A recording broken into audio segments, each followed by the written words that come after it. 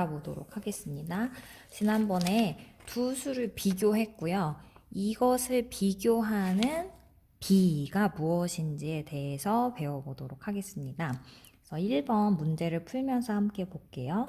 지엔의 모듬은 물 3컵과 포도 원액 2컵으로 포도주스 1병을 만들었습니다.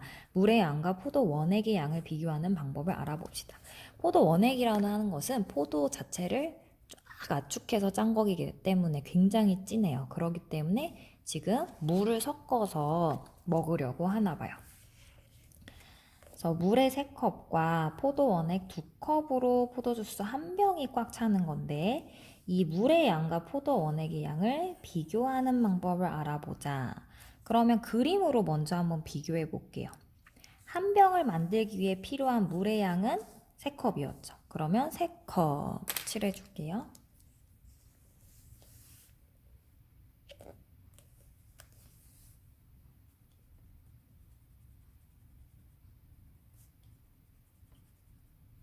여러분들도 한번 칠해보세요. 색연필이 없는 친구는 연필로 칠해도 괜찮습니다. 그 다음에 포도 원액의 양은 2컵이죠? 2컵. 선생님이 포도 원액이니까 그냥 보라색으로 한번 칠해줄게요. 네. 그래서 한 병을 만들기 위해서는 물 3컵일 때 포도 원액이 2컵이 필요해요. 자, 위의 그림에 포도주스 2병, 3병을 만들기 위해 필요한 물과 양과 포도원의 양만큼 컵을 더 색칠해보래요. 그러면 한 병당 3병, 2병이니 3컵, 2컵이니까 또 3컵, 2컵 칠해줘야겠죠? 둘, 셋. 그 다음에 포도는 2컵이 들어가겠죠? 그러면 이게 한 병의 포도 원액이고요. 그 다음에 이게 2병. 그 다음에 3병까지 칠하라고 했으니까 또 칠해줄게요. 하나, 둘, 또 3컵에다가 포도 원액 2컵을 섞으면 또 한 병이 돼요. 이렇게 해서 이렇게가 3병째 만들 수 있는 거죠. 네. 이렇게 다 칠하셨나요? 그럼 이것을 표로 나타내 볼게요. 3병일 때 2병, 6컵일 때 4컵, 9컵일 때 6컵이겠죠? 그럼 여러분들 12컵일 때 또 2컵이 느니까 8, 15컵일 때는 10컵이 되겠죠. 물의 양이 계속 3컵씩 추가되겠죠? 병이 들 때마다. 그럼 포도 양의 원액도 2컵씩 네, 늘어나고 있어요. 그럼 포도 주스를 만들기 위해 물의 양과 포도 원의 양을 어떤 것으로 비교하면 좋을까요? 여러분들 보세요. 선생님이 지난 시간에 이야기했듯이 뺄셈은요, 두 수의 관계가 계속 변해요. 보세요. 병의 개수가 늘 때마다 물의 양과 포도 원액의 양이 하나 차이 나죠. 1씩 차이 나고 여기는 2, 3, 4, 5. 뺄셈으로 비교하다 보면은 계속 그 관계가 변해요. 그래서 이럴 때 편리하게 사용할 수 있는 방법이 나눗셈으로 비교하는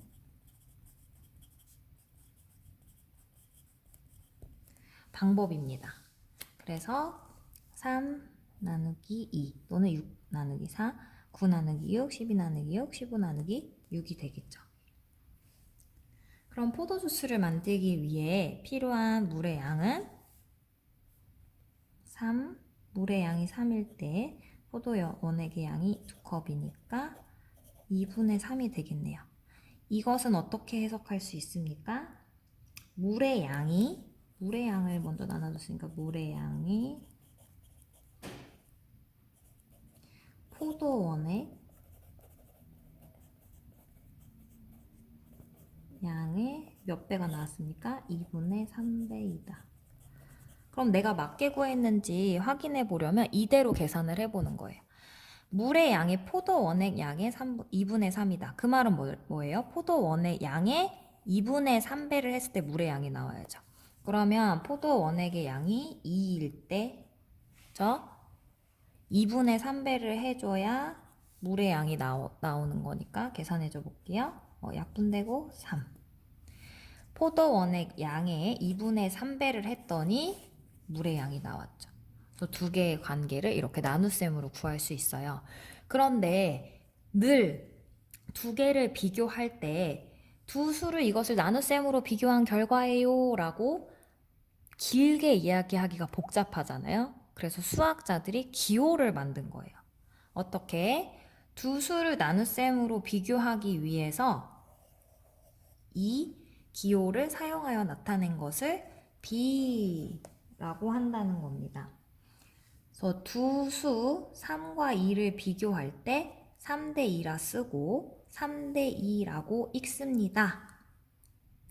다시 이렇게 기호를 사용해서 나타낸 것을 B라고 하고 두 수 3과 2를 비교할 때 3 땡땡 2라 쓰고 3대 2 얘의 이름을 대라고 할 수가 있겠네요. 그럼 여러분들 생각해 보세요. 왜 뺄셈으로 비교하지 않고 나눗셈으로 비교했죠? 병의 개수가 늘 때마다 포도 원액의 양도 계속 변하기 때문에 딱 정해져 있는 뺄셈으로 비교할 수가 없는 거예요. 예를 들어서 지금 물의 양이 계속 늘수록 포도 원액의 양이 늘기 때문에 어떤 고정된 딱 비율이 나와야 되는 거예요. 그래서 주어진 문제의 상황이 나눗셈을 이용하는 상대적 비교 상황이기 때문에 선생님이 나눗셈을 사용을 했고요. 그래서 이 3대 2라고 쓰는 것 다시 살펴보면 여기를 여러분들이 많이 헷갈려 해요. 3대 2는요. 3대 2라고도 읽을 수 있지만 3과 2의 비, 3과 2의 비 라고 읽을 수 있고 3의 2에 대한 비 아니면 거꾸로 2에 대한 3의 비라고도 읽습니다. 자, 여러분들 보세요. 2에 대한 3의 2에 대한 비라고도 읽을 수 있고 2에 대한 3의 비. 자, 뭐뭐에 대한이라고 붙은 숫자는 늘 뒤에 옵니다. 3의 2에 대한 비, 3의 2에 대한 비, 2에 대한 3의 비. 그래서 이 두 개가 바뀌어도 여러분들이 이렇게 읽어야 된다는 거. 예를 들어서 5대 6이 있을 때 뭐뭐에 대한으로 읽고 싶으면 늘 뒤에 있는 애가 뭐뭐에 대한이 붙는다. 그래서 6에 대한 5의 비라고 읽거나 5와 6에 대한 비라고 읽어주시면 됩니다. 그래서 왜 뭐뭐에 대한이라고 하냐면 이 뒤에 있는 친구가 기준량이기 때문에요. 2가 기준량이기 때문에 2에 대한이라고 하는 거고요. 왼쪽에 있는 3은 비교하는 양이에요. 비교하는 양. 그래서 이거를 놓고 봤을 때 얘가 어느 정도 되냐라고 비교하는 거기 때문에 뒤에 있는 친구가 기준량, 앞에 있는 친구가 비교하는 양이 된다. 라고 생각하시면 되겠습니다. 자, 여러분들이 이거 기호 봤어. 농구 시합이나 야구 시합 또는 축구 시합 때 예를 들어서 4대 6 이런 거 봤어 라고 하는데 여러분들 엄밀히 말해서 여러분들이 지금 배우는 비와 이 점수판의 이 땡땡은 같은 의미는 아니에요. 왜냐하면 지금 이 3대 2는요, 계속 물의 양이 늘면 포도원의 양도 같이 늘고 있다는 것. 이것을 나눗셈으로 비교한 거지만 여러분들 경기에서 무조건 한 팀의 득점이 올라간다고 해서 이 팀의 득점이 똑같이 올라가는 것이 아니죠. 그렇죠? 이것은 그 각각의 숫자예요. 얘가 9점을 땄고 얘가 뭐 3점을 땄고 이것을 눈으로 편리하게 보기 위해서 이렇게 표현한 거지 얘는 비의 개념은 아니라는 거. 얘와 똑같은 개념은 아니라는 것 알아두시면 됩니다. 그래서 2번 풀면서 더 정확하게 알아볼게요. 알뜰시장에서 물건을 팔면 일정 금액을 기부할 수가 있대요. 슬기는 판매 금액 1,000원당 300원을 기부했대요. 얘가 알뜰시장 하기 전에 생각한 것 같아요. 아, 내가 많이 벌면 1,000원당 300원씩 수익을 기부하겠다. 그럼 1,000원일 때는 300원, 2,000원 벌면은 600원 이런 식으로 기부하겠다는 거죠. 그래서 기부 금액과 판매 금액의 비를 어떻게 나타내냐 했는데 선생님이 뭐뭐에 대한이 붙으면 기준량으로 뒤로 간다고 했어요. 그럼 판매 금액에 대한이니까 판매 금액이 얼마입니까? 1,000원이죠. 1,000원. 기부 금액의 비. 이렇게 할 수가 있겠죠? 그래서 얘를 읽는 방법 첫 번째 제일 쉽게 300대 1000이라고 할 수 있고요. 두 번째 300과 1000의 비라고 할 수 있고 뭐뭐에 대한으로도 읽을 수 있다 그랬죠? 뒤에 있는 기준량의 1000에 대한 300의 비 또는 이 문장이 뒤로 가도 되죠. 300과 300의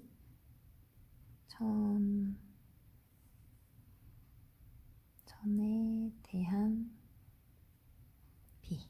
네, 이렇게 네 가지 방법으로 읽을 수가 있겠습니다.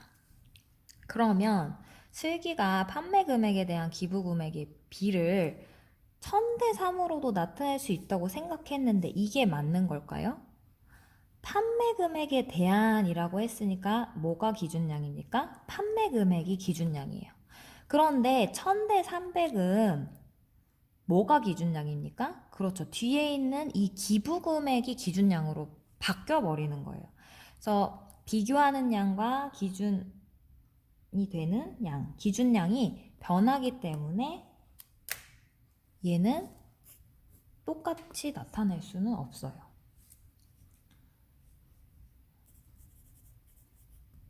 다시 설명할게요. 판매 금액에 대한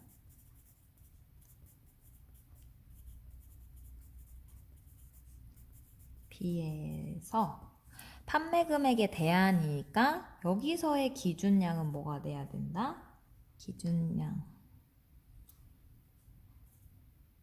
판매 금액이므로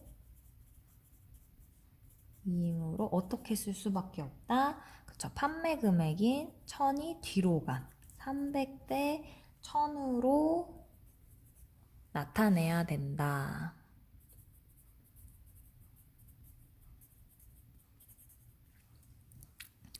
라고 할 수 있겠죠. 그럼 여러분들 선생님과 몇 개 연습해 볼게요. 이 위쪽에 4에 대한 5의 비 1번 그다음 2번 6의 7에 대한 7에 대한 비 3 8과 15의 비 4 9대 20 이것을 B로 한번 나타내 볼게요. 자, 1번 보세요. 4에 대한 5의 B라 그랬어요. 선생님이 뭐뭐에 대한이 뒤로 오는 것이 맞다고 했죠? 뭐뭐에 대한이라고 적혀 있으면 이것이 기준량이 되기 때문에 기준량은 늘 뒤에 와요. 따라서 뒤에 먼저 써주는 거예요. 뭐뭐에 대한이 보이면. 그 다음에 5가 비교하는 양으로서 5대 4 이렇게 적어주면 되죠? 그래서 기준량 비교하는 양이 되겠어요. 자, 보세요. 6에 지금 뭐뭐에 대한이 붙었습니까? 안 붙었죠. 어디에 붙었어요? 7에 대한이라고 7에 뭐뭐에 대한이라고 붙었어요. 붙었을 때는 뒤로 온다 그랬어요. 왜? 얘가 기준량이기 때문에. 그래서 6대 7이라고 쓸 수 있겠죠? 또 다른 문제 보세요. 8과 15의 비. 얘는 뭐뭐에 대한이 없죠. 이런 경우에는 순서대로 8과 15 이렇게 B로 나타내주면 돼요. 8대 15가 되겠죠? 이 경우에도 마찬가지예요. 뭐뭐에 대한이 지금 적혀있지 않은 경우에는 순서대로 9대. 왜냐면 얘가 땡땡을 의미하기 때문에 9대 20이라고 할 수 있겠죠? 반대로도 여러분들이 쓸 줄 알아야 돼요. 이 5대 4를 네 가지의 방법으로 쓸 수 있어야 된다. 아까처럼 5대 4로 쓸 수 있고요. 그 다음에 순서대로 읽는 거 5와 4의 B로 쓸 수 있고요. 또 하나는 얘겠죠? 4에 대한 5의 B에 대한 5의 B 또는 이거 순서 바꿔서 적어주라고 그랬어요.